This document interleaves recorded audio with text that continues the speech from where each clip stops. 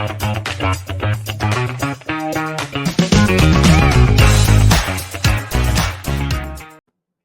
a lot of K-pop stans, the fandom experience wouldn't be complete without attending concerts and fan meets and buying all kinds of merchandise. But all these, of course, cost money, a lot of money. So, hi, I'm Rappler's lifestyle and entertainment editor, Margie De Leon, and in this latest episode of Hello to Hallyu, Rappler's Roundtable Talk on Korean pop culture, we talk to the team's resident K-pop fans on how they really feel about the steep price of fandom. So first we say hi to Nina of the prod team. Hi. So introduce yourself, Nina, and your stance. All right. Hi, everyone. I'm Nina. I'm a producer from Rappler, and my ultimate group is 17. So I'm a carrot, and I am also a casual and citizen. All right. Next up is Marga.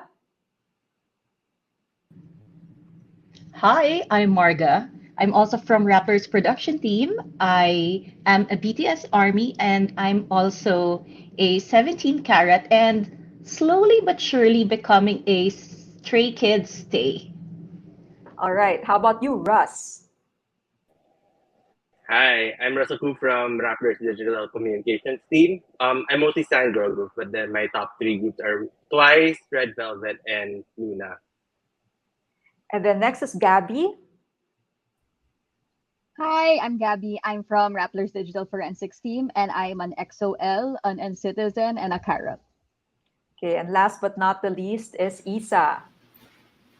Hello, I'm Isa. I'm a reporter for Raptor's Lifestyle and Entertainment section. My ultimate group is 17, but I casually listen to Red Velvet and other second generation groups. All right. Technically, I could say I'm a mumu, but baby mumu pa siguro. Yun. So, all right, so let's get started. First up, show of hands, who here buys merch of your favorite groups? Marga, si Ross hindi, si Nina hindi. Okay, interesting. Okay, so we have a good mix here. So, sa mga bumibili ng merch, magkano yung average like spend nyo per time that you spend? Let's start with Nina. Nina, with Marga, sorry. Oh my gosh, this is kind of embarrassing. There was it varies really, depende sa mood ko. Pero I'm what you call a pandemic stan, so I started getting into K-pop, into BTS and 17 during the pandemic. And I think the first few months of my being a stan, super laki ng gastos ko. There was a point when I spent close to 15 grand within the span of 2 months just for merch. Wow. So what merch did you buy? I actually started with because BTS was the first group I stand. So and then bias ko si J-Hope sa BTS. So I started collecting stuff like yung mascot na he designed sa BT21 si Mang. So nagsimula ako sa mga pillows, nagsimula ako sa mga merchandise ni Mang at saka mga little items like bags and accessories. Tapos nalaman ko na lang ang dami ko na palang nagastos. Oh my God. So parang tingi-tingi yung binibili mo and then suddenly it all added up. Yes. So mabibigla ka na lang when you see your credit card bill for that month. Parang, oh my gosh, traitor siya. Okay. Oo. So next, si Gabby, how about you? Ako kasi I don't have like a regular estimate kasi parang I don't like parang I don't buy merch for every comeback. Parang if I like yung parang yung concept ng comeback for that. If I like my biases photo cards and like I buy them. Tsaka I'm the type na I only strictly collect like photo cards of my biases. Tsaka I don't try to collect like each and every single photo card that they have. Parang ganun. Like I just buy the ones that I really like. Yun parang wala naman akong estimate of how much I spend in like a month, but like I have guidelines for myself kasi. So like parang for a photo card, my personal guideline is that I don't spend more than 500 on a photo card. Kasi Mm. parang feeling ko kasi like it's just a piece of paper.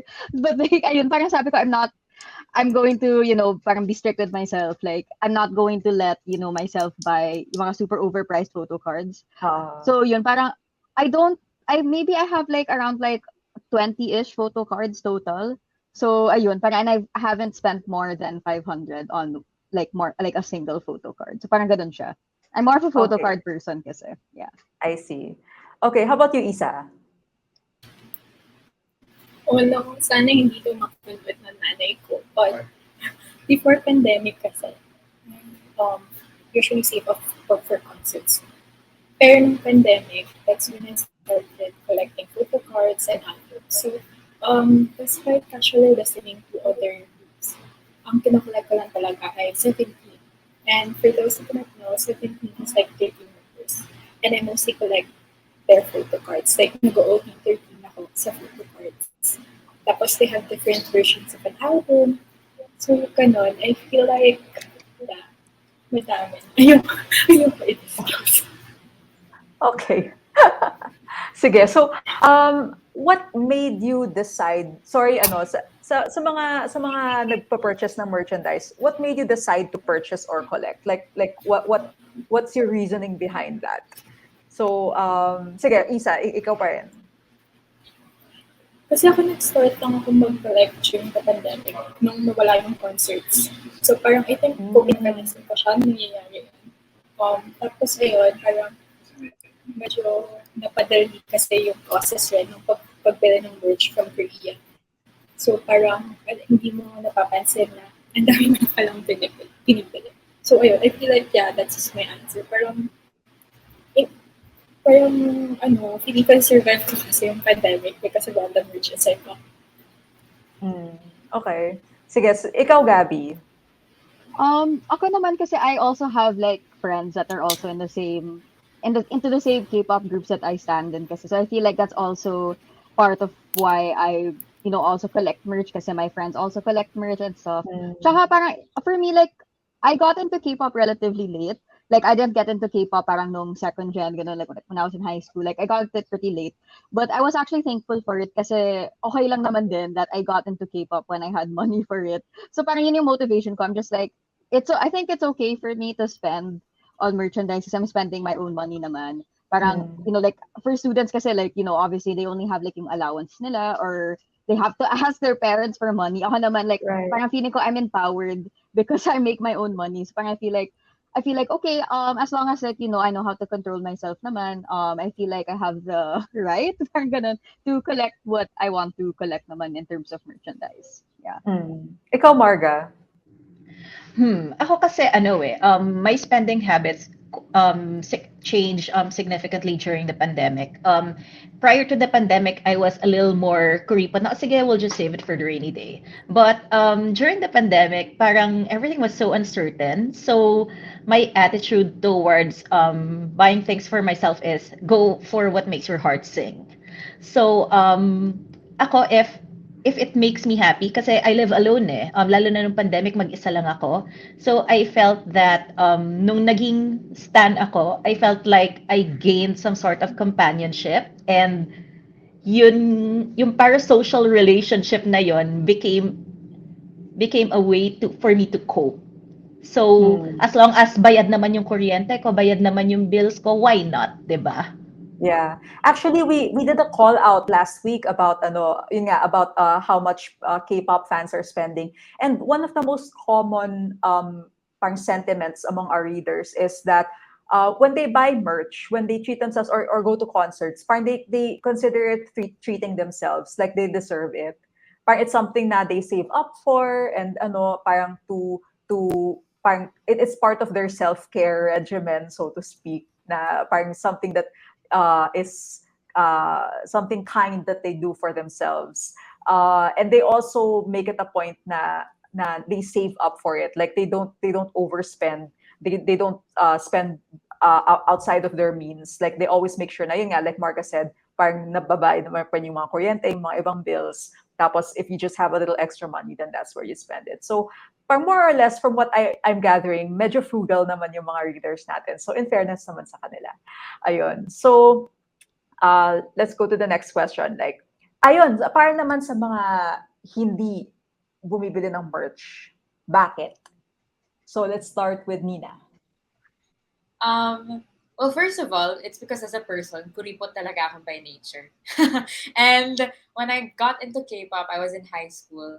So I didn't really have the funds to spend on merchandise. And also at that time, I was thinking to myself, I don't want to spend on things na on a daily basis, if we're talking realistically, I won't be able to use naman. So I think the interesting thing was when I got into it, di pa uso yung photo card culture as much as it is now. And I think it's because naging pandemic thing nga siya. It's really when it started evolving into the business. Yes, it's a business.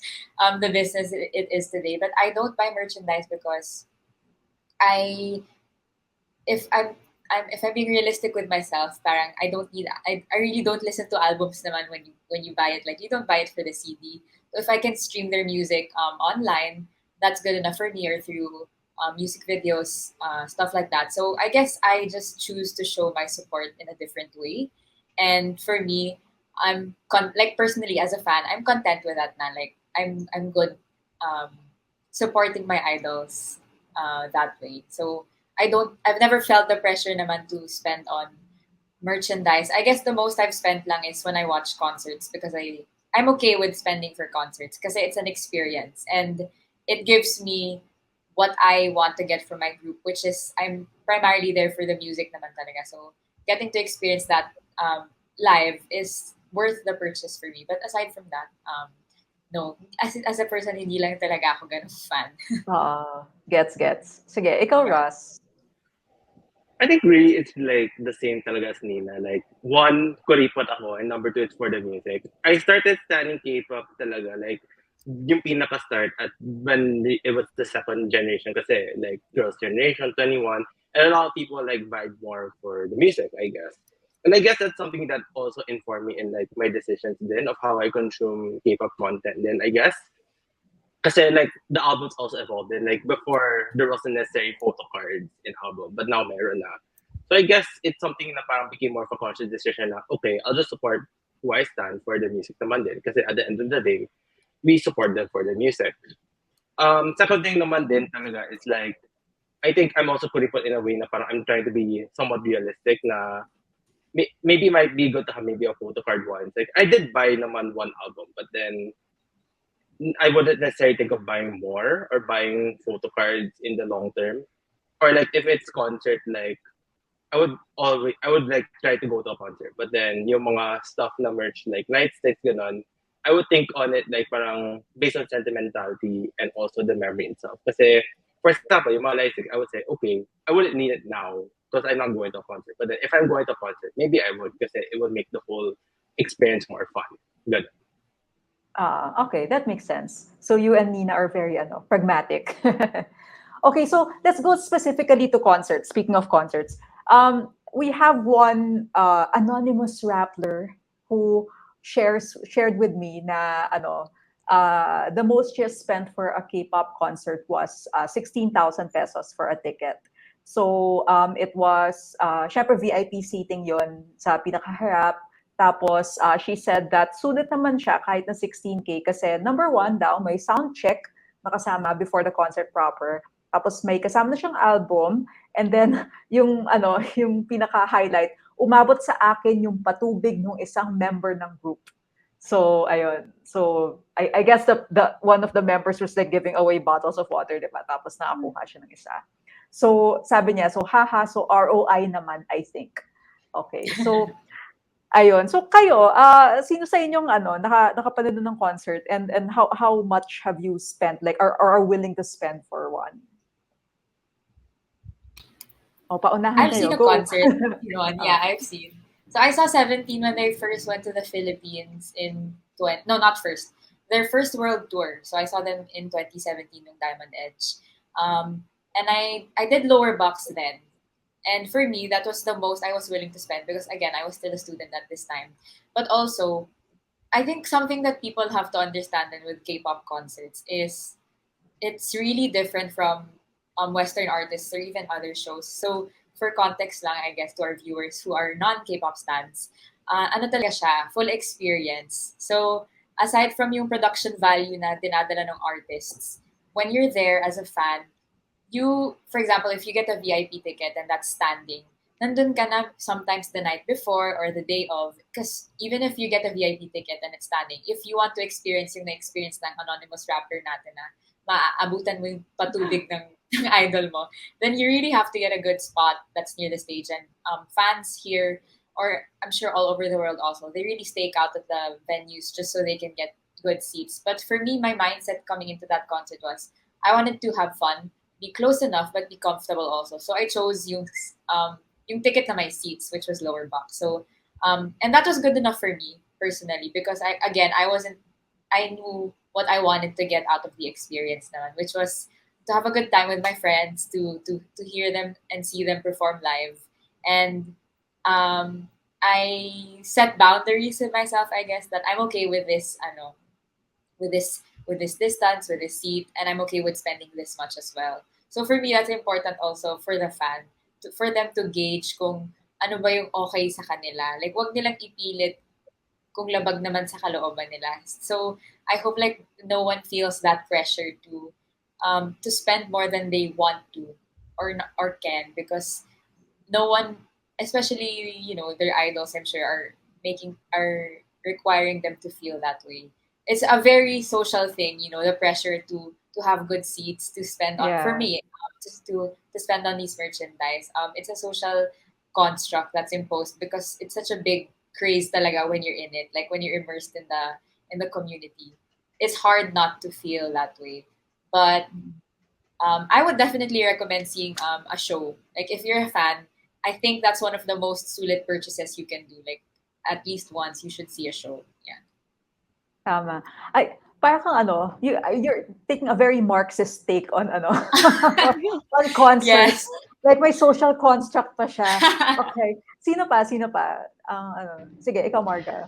Okay, ironically, the first and only time I've seen a concert, like a K-pop concert, was when I wasn't a fan yet. This happened in 2015 when I was in Busan to cover this Filipino artist who performed in the concert. And then back then, BTS was ano pa lang sila, up and coming pa lang. That was late 2015. So doon ako naka-gain ng appreciation na wow, napaka-electrifying ng production value ng concerts ng mga K-pop artists. So na-appreciate ko talaga siya. But I didn't really become a stan until 2020. So pandemic stan nga, 'di ba? So if I were to watch their concerts, or whether that's BTS and now 17, um since multi-day event naman siya, willing ako to go big for the experience as much as possible. Gusto ko ma-experience na malapit talaga. And if I can afford it, why not? So, at saka I guess part of the experience also is to see them up close and up close and personal. So, um, it's not something naman na mangyayari palagi eh. It's not as if naman na manonood ako ng concert every month, every quarter, or every year even. So, might as well go big for that once in a lifetime experience. How about the others? Ikaw, Isa. Me, I think pre-pandemic, medyo nalibot ko na yung MOA Arena. Araneta Coliseum when it comes to these seats. Parang I go for chin ad, upper box, lower box. Pero I have several factors that to consider when it comes to like buying concert tickets. Parang as much I make sure na I spend my own money, hindi ako hihingi sa magulang ko. Tapos, sometimes I consider din na parang, oh, kailan ba sila huli nag-concert? May chance ba na makita ko sila like in the future? Kasi yun nga, parang feeling ko pandemic, I had to let go several K-pop concerts, thinking na, ay, pupunta naman sila next year. Pero nagka-pandemic, so parang super nag-regret ako for the 2 years na wala akong K-pop concert experience. So, for me kasi, hindi, parang as I've mentioned, iba yung experience, iba talaga, as like what Nina said, na parang iba talaga yung experience when you're like in fun, or when you're attending a K-pop concert. For the most expensive concert, I think that was Blackpink, pero hindi pa siya VIP. 16K, then yung patron pero standing siya. Pero tipong nasa dulo ka na ng stage na parang hindi mo na siya makita kasi may VIP pa sa harap mo. Tapos may barricades pa yun. Tapos it lasted for like less than 2 hours na parang sanay ako sa ibang K-pop concerts na it usually lasts 2 hours. So parang may point sa akin na parang I regret spending so much for it. Kasi considering na nag-concert sila sa Pilipinas, they were still young. Ay, parang bagong pa lang sila. Tapos wala pa masyadong songs. Wala pa silang like solo releases except for Jen at the time. So parang, pero yun, since nag-pandemic na, parang medyo nabuhayan ako na parang at least napanood ko na sila in person. Kasi, I mean, considering na ang tagal na mag-comeback, hindi mo sure if kasama ko yung Pilipino sa concert na at least nasasabi ko sa sarili ko na at least once napanood ko sila live. Okay, so sige, let's move on from concerts. Apart from the concerts and like yung mga official merchandise ng mga K-pop groups, are there unofficial merchandise na binebenta? Like Yeah, bilang marami. A lot. Yeah. Maraming Mga fan-made fan-made. merchandise, Yeah. yeah. Okay, so parang nagiging business na rin ng mga fans, like gumagawa sila ng sarili nilang ano. Okay, so we can touch back on Nina's Marxist perspective. Ayun. No, because it's really what the industry is. It's Yeah. I think they mentioned this last episode, but sina Isa and sina Gabby last episode, they were talking that that's how the K-pop industry is built. It's built on aiming to produce capital by whatever means. So that's why they end up overworking their artists kasi sobrang daming comebacks. And with each comeback, these companies also aim to produce as much merchandise as they can out of a single comeback. So it's not just albums, it's not just photo cards, it's not just merchandise like clothes or keychains. Nire-repurpose pa yung albums. Tapos, ang dami pang additional membership perks na, as a fan, you think, oh, I need to have this because, my idol is so cute, but also I want to support them. And so, because ang overwhelming nung options, hindi mo na namamalayan na napapagastos ka na pala ng madami. So, that's really how the machine works, I guess. Yeah. It's kind of worrisome, honestly, because you know that a lot of K-pop fans are young. Like a lot of them are students, syempre. And of course, students wala naman silang sarili nilang income. So how would these students cope with yung mga expenses ng hobby or ng passion nito? Like, do you guys have any what do you call this? Like siblings, younger siblings, or do you know anyone na estudyante pa? Tapos parang are they making any extra efforts just so they can spend for their K-pop stan groups? Actually, kasi yung talagang nakaka-relatean ko for standing these days are my nieces, mga pamangkin ko. So these kids, they have merch pero kumbaga reward system siya, meritocratic siya because if they do good sa school, they get merch or they ask their dad, parang dad, I did well in school, so can I watch the Red Velvet concert? Ganyan. So, meron ganon. So, nagiging what they do is they work for it by getting good grades. Ikaw, Isa, di ba you have a lot of siblings? Like, are any of them also stans? First of all, kasi I started as a K-pop stan since like elementary or high school at Okay, like around okay, 2005, 2006. Ikaw ng OG, aware na okay. ako na so yun, pero at that time, hindi naman talaga ako masyadong makollect. I think, yeah, that's what I mentioned earlier na I started collecting now after I started working. Parang I started collecting merchandise and yun, nung may pera na ako, own money na ako. But honestly, My parents are supportive rin when it comes to fangirling shenanigans. Like, almost lahat ata sa magkakapatid, I mean, most of the girls, kasi kami mga babae yung mahilig mag-fangirl.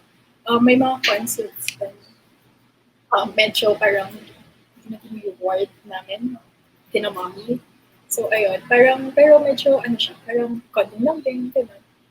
Nung college din ako, I started like doing student, I applied for the student assistant job. So parang yung income ko napupunta sa first concert ko, K-pop concert ko. So most of the time, if you like see like sa stand ko, kasi obviously mostly minors, mostly students, ang dami sa kanila nagpapaka-commission, like they really use their talent, parang digital art, so they save up for it. Tapos sometimes, marami din mga tita fans, yung mga nakaka-afford na mismo. Sometimes they do giveaways. So yeah, isa rin yun sa culture, like the fan. Parang sometimes they buy extra tickets, tapos parang they give it to the fans that they think is worth na maka-attend sa K-pop concert. Ganun. Okay. So, how about the others? Like, as a K-pop fan, what were some of the challenges that you encountered when purchasing merchandise? Like, Gabby, I know that you have a particular story about that. Could you tell us about that? Yeah, I do. I got scammed once. Oh I feel like no! for a lot of K-pop fans that collect merchandise, parang laging rite of passage siya for you to get scammed. So what happened for me was like I was trying to buy a photo card na medyo in demand talaga siya, like for my friend. So not even for myself, but for like my friend because I knew that she's been wanting that photo card for a while. Tapos ayun, parang nalaman ko that like I was transacting with this person, like through Facebook, ganyan. Tapos biglang out of nowhere, like she blocked me. Tapos ayun, parang nalaman ko pala that she got to scam a lot of people who were trying to buy the same card. Um, But thankfully for naman, parang weird kasi yung situation ko. Like I think she had scammed like a lot of people, but I feel like her family must have been really in need for money. Kasi I got in touch with like her tita who was really like like was really like apologizing. She wanted to pay me back, parang ganyan. So I feel like we had to pay back a lot of people. So yun, parang that's one of the things that I had to deal with. Kasi parang ang hirap like for the if you're gonna buy merchandise, like like parang K-pop buy and sell culture, like I really have to make sure like is the shop reputable? Is the seller like mm, does the seller have like a history of like scamming, or like do they have like feedback that they post at Twitter, parang ganyan. Yun, that's what I've experienced. But I got scammed once, so I've been very, very, very careful also about where I buy where I buy my merchandise now. okay. Anissa, I remember you mentioned something earlier before we started the show about making sure that you only paid particular like Yeah. 420 for a photo card. Yeah, I have well, that's my personal budget naman kasi I alam ko Your like budget. other people are willing to spend more. Ako naman like I'm strict with myself. Like no, I can't Uh, spend more than 500 on a photo yeah. card. Yeah. Okay. Sige. How about the other people? Like, ano yung mga experience nyo? Or do you guys know of other friends' experiences? Third world internet ang kalaban when it comes to buying. Yeah. Kasi Yeah.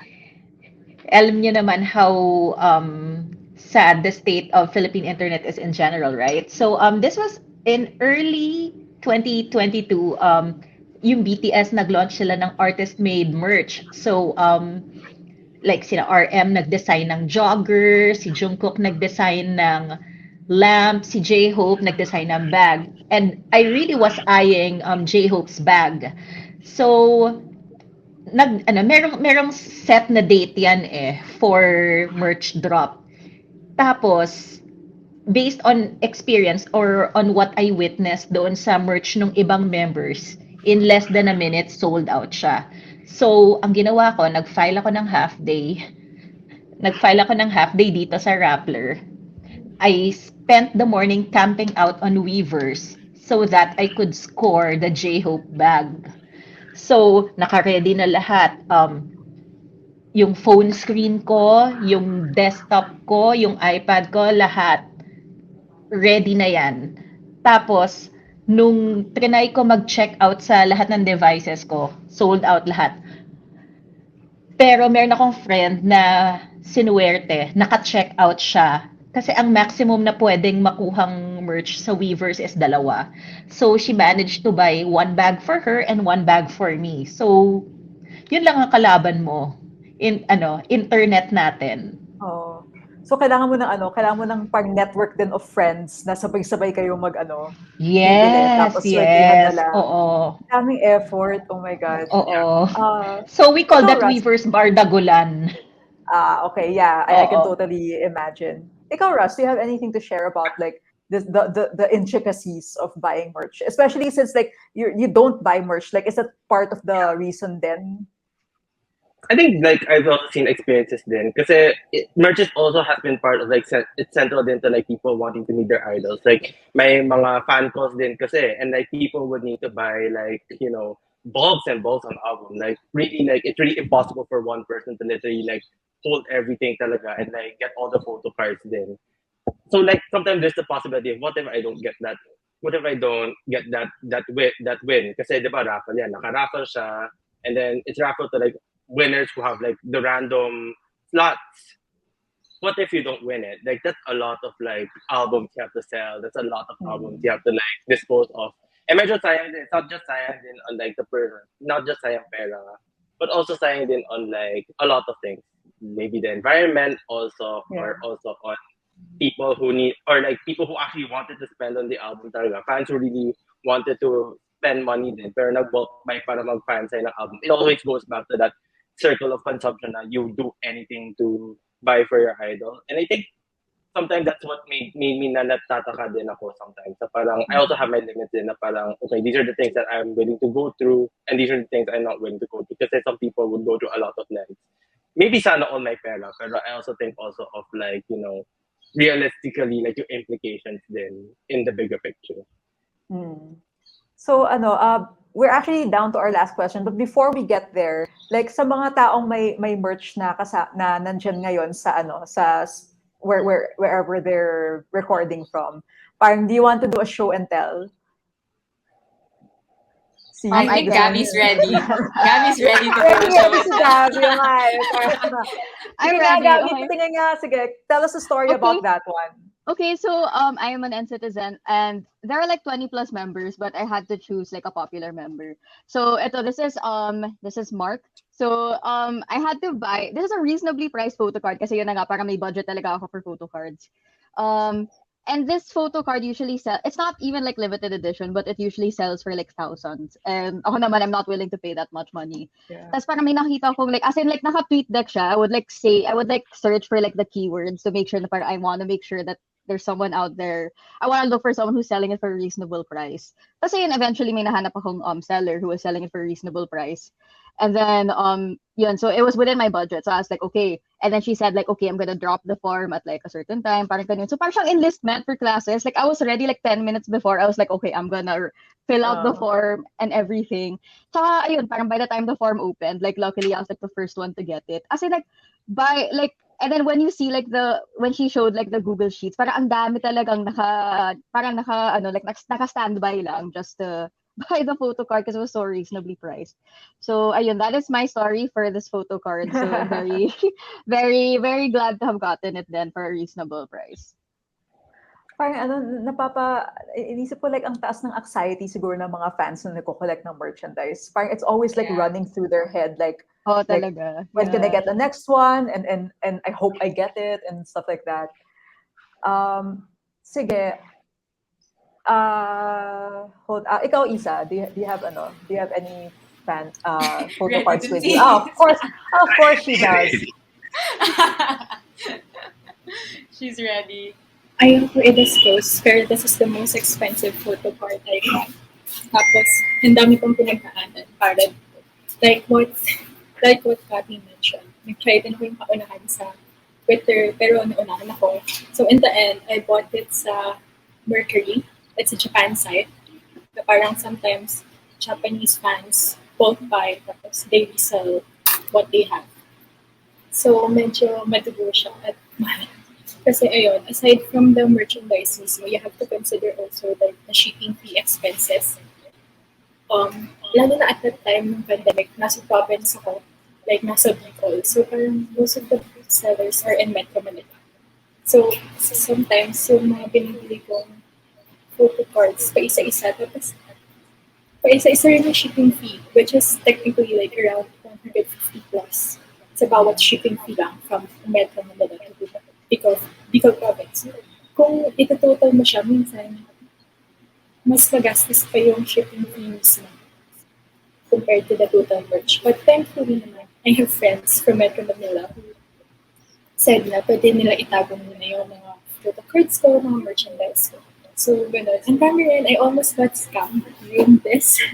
Kasi parang, Paano? ayun, hindi rin kasi, like, since in demand nga siya, like, kasi unfortunately, flex ko lang. Unfortunately, may mga members kasi sa bawat group na kinoconsider na kilabot line. Usually, hindi fair yung presyo ng mga photo cards. So, yun, parang, minsan, parang, itong price na to, I feel like I can buy 4 photo cards of other members. Ganun siya. Kasi, parang ang reasoning nila is like, kilabot na yun kasi siya. So, ganun. That's one of the challenges too sa collecting ng K-pop merch. Okay. Sige. So this last question is for all of you guys. Parang let's pause a bit to reflect on this whole process of buying merch and going crazy over merch. Parang given all the things that K-pop fans spend on, like most K-pop fans, parang do you think this hinders potential fans from getting into K-pop for one? Like that's one question. Kasi like for example, like if you were a newcomer into this K-pop scene, at this point sobrang saturated na, 'di ba, yung merchandise world. And I would hazard to guess that like most especially younger newcomers into the K-pop scene would think na kailangan na that's definitely part of being a fan. Eh wala man silang pera. So and yung second question, given that, parang how can becoming a K-pop fan be more inclusive, you think? Sige, so let's start with Russ. Hi. I guess really like when you think about the merch talaga, some people would immediately think na, oh, this is part of the commodification of K-pop, how Yeah. idols are being kasi these people are like using their likeness to be able to like sell money to the company. And sometimes you have the question like, oh, is it gonna go to the idols back? Are they gonna invest it back? Are they gonna stop overworking them? Ganon. Kasi if we remember when BTS had the hiatus, many people complained about the economic effect of BTS. Part of that is because of the merch culture na parang they resell a lot of merch that really it contributes a lot to the economy. So I think really we have to change that fact then kasi it also goes back to the idols din kasi na it's gonna lead to overworking ganon and like they always have to work for content. Like they have to work themselves for all the content for their fans, whether paid or not. So I guess that's something that parang that will also like draw people away from K-pop din eh. At the same time then like parang I guess there are many other ways that idol talk to their fans, whether through V Live or there's like different streaming. There's also like V Live if you want to stream how idols are doing right now. May mga bubble din na parang you also chat with your idol, but that comes as a price. And I think part of that is that we always want to like have a premium to interact with our idols. I think if you want K-pop to be more inclusive, I guess it's like parang give more options for people to interact with their idols, not just merch, not just paid things so that they could interact with their idols online and everything. I think it really goes down to parang go down to that core fact that we're all just here for the music, we're all just here for the community. And I think sometimes we forget, like I said, we are sometimes in competition with each other. We're even competition with each other na parang, oh, we want to have this fan call or we want to have this very coveted photo card, which I kind of want to add. Sometimes people would pay tens of thousands of pesos for that, which is very ridiculous. Like, parang, I think we need to change that, and I think companies need to also change that fact if they want to also gain new fans, but also look after the welfare of idols. Hmm. Okay. How about you, Marga? Especially as a pandemic fan. I think it's okay to enjoy your idols. It's okay to go through that entire fan experience without spending so much. And you could stream your idols' music. You could watch their V lives. I guess reply to their messages on Weverse. Okay lang. That doesn't make you any less of a fan.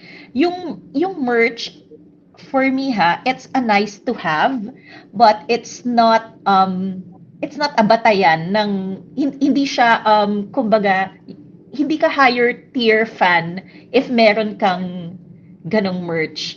Mm. And I guess pasalamat na rin tayo na there's social media, there's the internet which makes the fan experience a little more democratic perhaps kasi it's easier to access content. Yun lang. Siguro it's the pressure also for the younger, more impressionable fans na I have to have this merch, I have to be able to watch this concert, ganyan-ganyan. Siguro just disabuse yourself of the notion na it doesn't make you a legit fan if wala kang, let's say, army or carrot membership from Weavers, ganyan, no. Mm. The even if we're in a community, the fan experience is unique to you and you alone. So don't let other people's fan experiences pressure you into not enjoying your own. Mm. Yun. Okay, tama. I agree. So, how about union leader Nina? I'm going to embrace that title. Thank you. I love that. Yes, yes. You totally deserve it. Yeah.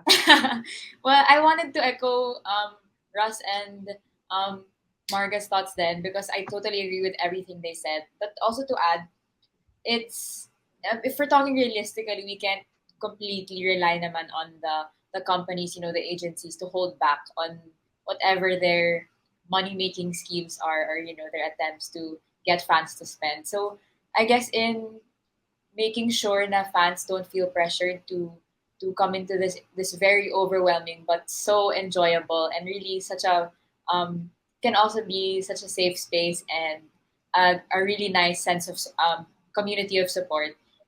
I think fans also have the responsibility to remind their fellow stands, their co-stands, na yun nga, it's okay to appreciate your idol, their art, their craft in whatever way you can and you're able to.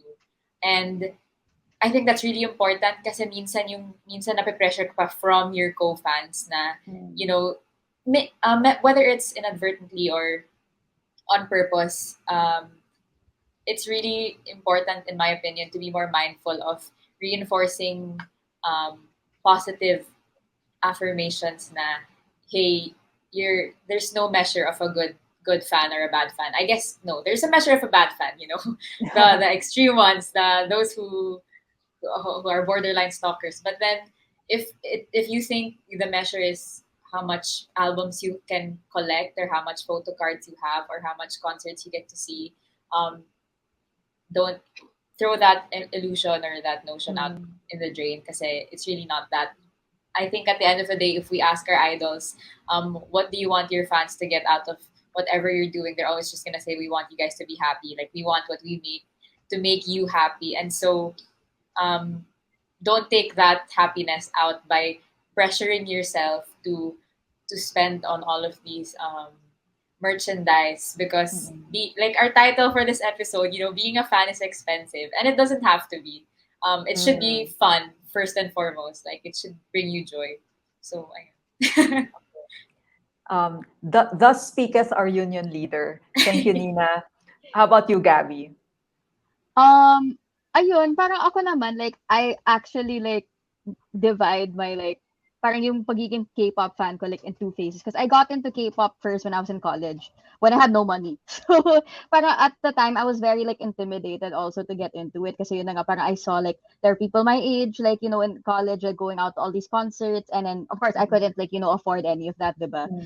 Pero ako naman, like, I was telling myself, like, I don't need to prove myself then to anyone na parang I'm not a real fan because I don't go to concerts, I don't collect merchandise. Parang di naman. Tsaka, like, now that I make my own money, like, now that I can buy parang merchandise, it's not because I want to prove myself, parang ganyan. Like, it's just because, like, parang alam mo yun, like, when you first start working, like, and you can finally afford things that you've always wanted for yourself. It's more like that, parang, because it gives me, like, joy, parang ganon. Like, I don't Mm. feel like I have to prove myself to anyone. Ganon. I feel like most people should feel that way. Apart from like making the K I feel like apart from like, companies making parang the K-pop experience more inclusive, that also goes with like the fans. I Nina brought this up earlier. Parang yun na nga, parang you have to tell like you have to like instill this kind of culture among fans that like parang so everyone knows na like yun na nga, parang there's no measure of a good fan, as Nina said. Like you don't have to buy that many things to prove yourself, to prove your worth. You don't have to like meet your idols in person to call yourself a real fan, parang ganun.